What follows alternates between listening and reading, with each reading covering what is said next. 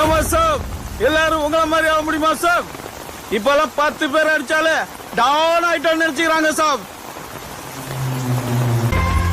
பட்டா sir, யாரோ 10 பேர் அடிச்சு டவுன் ஆனவன் இல்லடா